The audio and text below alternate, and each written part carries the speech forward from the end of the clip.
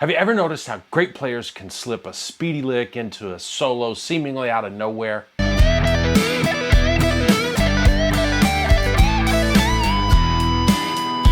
And because it can happen between some slower passages, it makes it that much more exciting and almost a little shocking. Well, that's what we're going to get into today. I guarantee you, these licks are going to hit the people listening to your playing like a laser beam. And you know what else? They're super fun to play, they're exciting, and what guitarist doesn't like to do a little flex every now and then, right? I'm not only going to show you how to play them, I'm going to demonstrate them over a cool backing track, and I'm even going to show you how to combine them into longer licks so you can hear just how amazing they can actually sound. So let's get into it. Let's play some guitar. Oh, and not just play guitar, we're going to kick all kinds of butt today. So let's go. Let's jump right into the deep end and learn one of the coolest licks ever that was the climax to one of the coolest hard rock solos ever. This is the repeating lick that Slash played near the end of the solo of Sweet Child of Mine. And you know it's a cool lick when even non-guitarists start bobbing their heads and playing air guitar along with it. We're going to be playing all of these licks today in E minor to fit the backing track that I'll be demonstrating over. And that works out great because that's where Slash played this lick, although on the original recording they were tuned down a half step. Let's jump up to the 12th fret and kind of think of the first pattern of E minor pentatonic. Now we're going to get things going by bending the D at the 15th fret of the B string up a whole step. Now pro tip number one, what you're going to find out about a lot of these speedy licks that sound complicated but really aren't is that there's a shortcut in the picking. Now we're going to play that first bend with a downstroke, and then we're going to hit the E at the 12th fret of the E string with an upstroke. In the meantime, we let off that bend on the B string, and we're going to play the D note at the 15th fret of the B string with that same upstroke with that we hit our E note with. So we've got a little upward sweep. So we're going to complete this part of the lick by pulling off the D note to the B note at the 12th fret. Now we want to make sure that that pull off is really well articulated and snappy. And this part of the lick, well, it sounds like this. Now pro tip number two, repetition plays a big part in a lot of these flashy licks. And if we repeat it a few times, just this little 4-note pattern could stand on its own and sound really cool. But check it out. On Sweet Child, Slash goes on to play the A at the 14th fret of the G string and bend that up a whole step. And we're going to play that with a downstroke. And that sets us up to skip over to the high E string and play the E at the 12th fret with an upstroke. And that's followed by the D at the 15th fret of the B string with that same upstroke. So it's another little sweep. And we finish the lick by pulling off the D to the B at the 12th fret. So this lick has 8 notes. There's 2 downstrokes, 2 upward sweeps, and a couple of pull-offs. So we're getting a lot of mileage out of just a little bit of work with the picking hand. But we can get even more mileage out of this lick. Slash played it starting with the bend on the B string. What if we reverse the order and played the bend on the G string first? That would sound like this. Let's take it one step further, and after the pull off on the B string, we're going to play the G note on the 15th fret of the high E. And that's going to be followed by our upward sweep to play the E at the 12th fret, the D at the 15th fret of the B string, and pull off to the B at fret 12 of the B string. So then we bend our D up a whole step, hit the E and D with our upward sweep again, and pull off to the B at fret 12. So we've got this.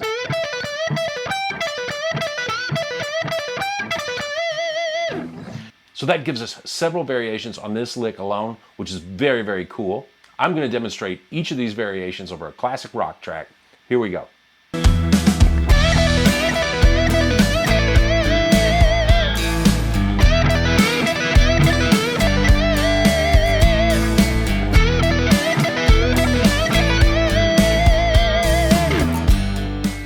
So the second speedy trick lick that we're going to learn today is actually related to our first lick.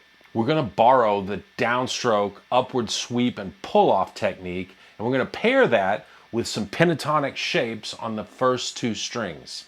And what that's going to do, it's going to give us some patterns that we can move up and down the whole fretboard. Let's go back to that 12th fret area in the first pattern of E minor pentatonic. So let's play the G at the 15th fret with a downstroke, the E at the 12th fret followed by the D at the 15th fret of the B string with our upward sweep. And you already know what's coming next. We're going to pull off to the B at the 12th fret. We get a super snappy 8th note followed by a 16th note triplet, and it just sounds so hip and aggressive. Now, if we drop down to the 10th fret, we've got pattern 5 of E minor pentatonic there at frets 10 and 12. We can go up to the 15th fret for pattern 2 of E minor pentatonic at frets 15 and 17. At the 7th fret, we've got pattern 4 at frets 10 and 7 on the E string and 10 and 8 on the B string. And pattern 3 is at frets 7 and 5 on the E string and 8 and 5 on the B string. Let's try it all the way up the neck, starting at pattern 2 down at frets 3 and 5.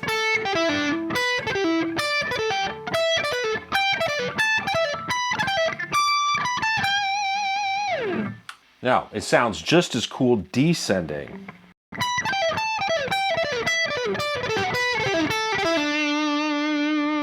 Now, of course, this technique sounds great on its own, but we could also pair it with our slash lick. And the way we would do that is start our slash lick on the G string, play up to the E string, and then play a couple of our ascending pentatonic patterns. I'll play it slowly.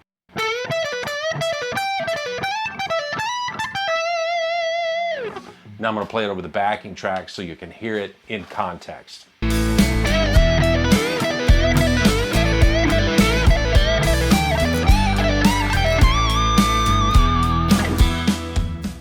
Well, all right, there's lots of other cool things we could do with those first two licks, but I'm going to try and keep this video from getting too long.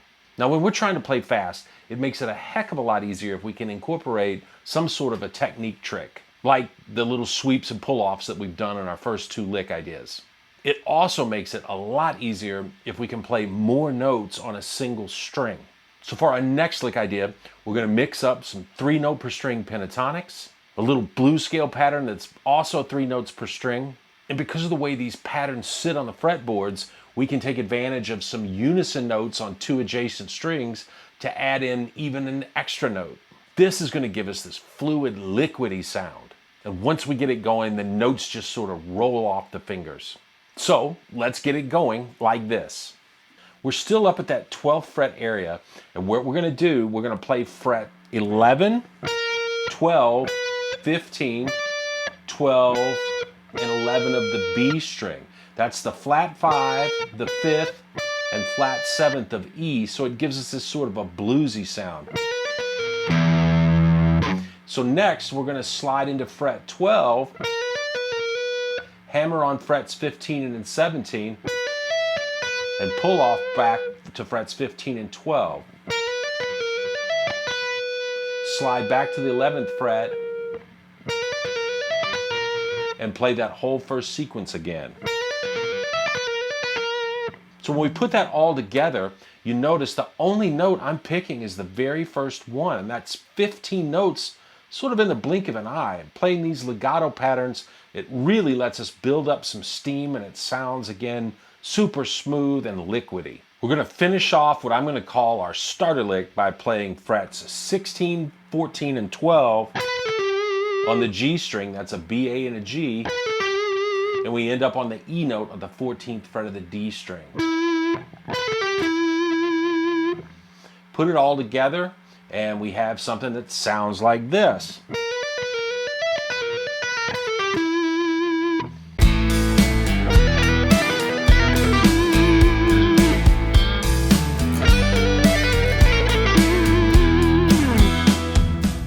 Now that's a lot of notes, and it sounds smooth and sophisticated, but once you get the pattern down and you smooth out your legato, it's really kind of easy to play. Now let's try a second variation on that starter lick.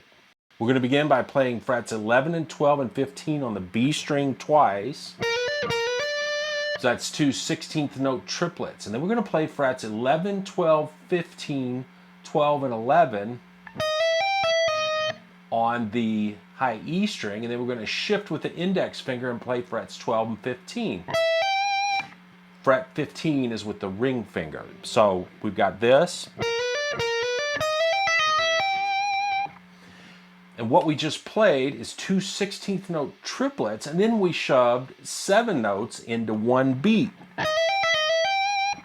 So this video is all about sneaky speed secrets after all. Next, we're going to play frets 17, 15, and 12 on both the E and B strings. And we're going to play the note at the 17th fret both times with an upstroke. And we're going to end up this lick by playing the E at the 12th fret and a unison bend at the D at the 15th fret of the B string up to E.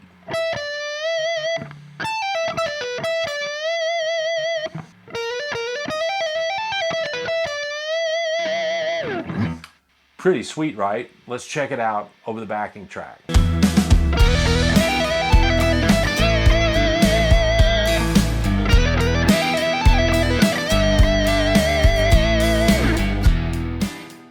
Now here's another repeating 3-note per string pattern, and I think I heard Steve Vai do this. We're going to add this into the mix.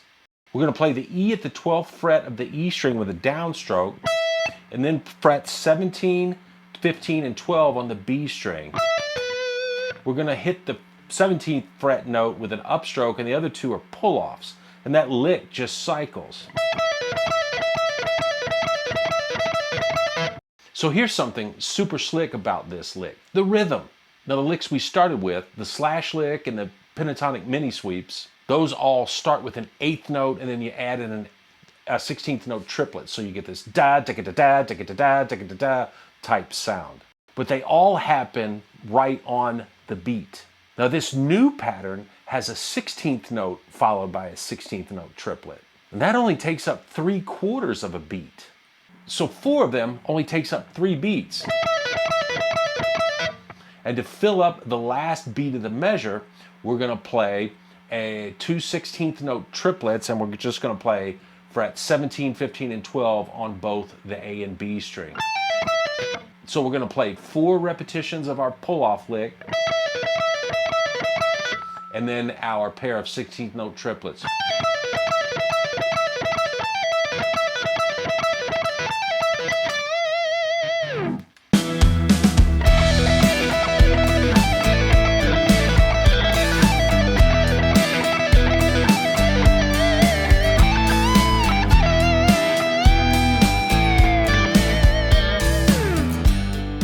So we finished up with a bluesy bend and that contrast between the fast notes and that bluesy bend. Well, now we're getting into the good stuff. And what if we did a combination of our second lick of this series, you know, the one where we crammed that 7 notes into one beat, and the repeating lick we just played. So this combo lick is going to cover 2 measures. Here's the first measure. And then we play 2 repetitions of our repeating lick. And then we pull ourselves out of warp speed and play a blues scale phrase to finish things off. And this phrase is going to be 15, 14, and 12 on the G string. Frets 14 on the D and G. And then we're going to end at the G note on the 12th fret of the G string.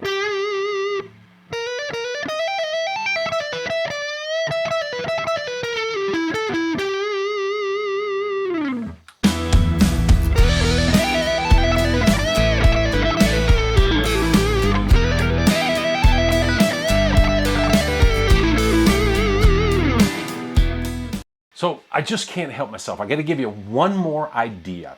And we're going to call this super stealthy sweeps. What we're going to do is we're going to sweep pick 3 inversions of an E minor triad, and we're going to move it right up the fretboard. Now we're only going to be playing 4 notes per shape, and I really like the sound of these smaller sweeps because it adds texture. You hear these little bursts of notes and it's like a slap to the brain. Let's start with the E minor triad at the 3rd fret. We're going to be playing the 4th fret of the G string, 5th fret of the B string, and 3rd fret of the E string with a downward sweep. And then we're going to add a little phrasing by playing the 5th fret as a grace note and sliding into the B at the 7th fret. Now, we're going to move up to the 7th fret. We're going to play frets 9, 8, 7 on the G, B, and E strings with our downward sweep. And we're going to slide the 10th fret, that's our grace note, now to the E at the 12th fret. We're going to complete the set up at the 12th fret by sweeping the 12th fret of the G, B, and E strings. And then we're going to add a really nice bit of phrasing by playing the G at the 15th fret with an upstroke. And then we're going to pull off with our pinky to our 3rd finger that's going to be at the 14th fret. And then we're going to bend that note back up to G. That little bend, that's sort of a Jeff Beck thing. And we let that note ring out. We're going to let off the bend and then play the E at the 12th fret and slide into the unison E at the 17th fret of the B string. Now here's 2 different ways to play these that both result in a 2-bar phrase. We can play the sweep and hold the last note for a beat and a half.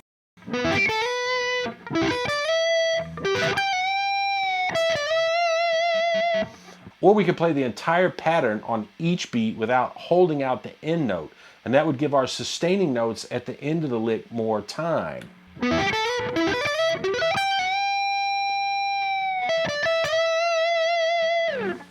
Both of those sound very cool. I'm going to play them over the backing track.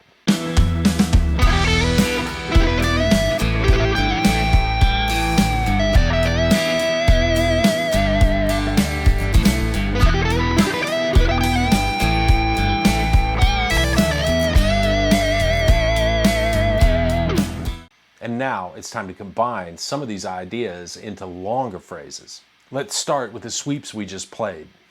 We're going to combine those sweeps with our slash lick, which we're going to play 2.5 times. And then we're going to add 2 of our mini sweep pentatonic patterns at frets 12 and 15 and 15 and 17. And we're going to end up with a nice bluesy bend. Here it is slow.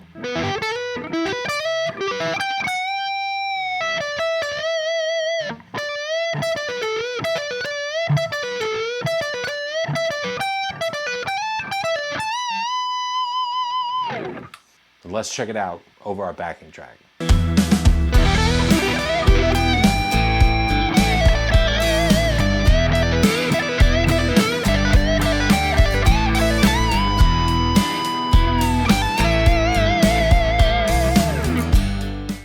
Next, let's run our pentatonic mini sweeps from pattern 2 at frets 3 and 5 all the way up an octave to frets 15 and 17. And we're going to finish that part of the lick with a whole step bend at the 17th fret.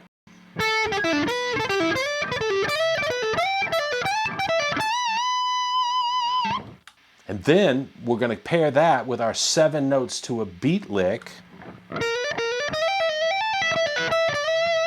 and finish off with our Vai pull-off thing.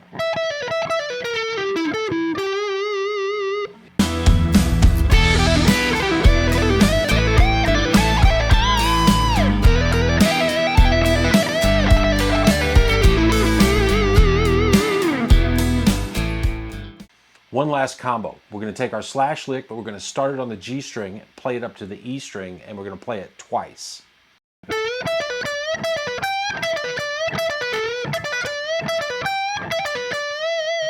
Then we're going to play our Vai 4 licks over 3 beats thing, 2 bars of that.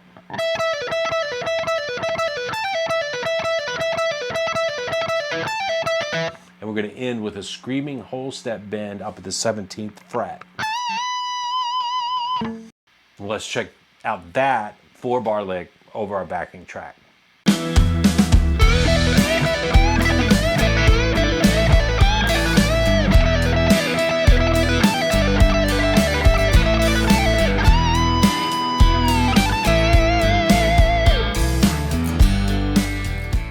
So now that you're a rock god in training, I want to recommend another video to you that you really should check out. It's on a soloing technique called melodic cells, and this technique makes it super easy to create melodies and licks. I know you're going to love the video, so get over there, check it out, never stop learning.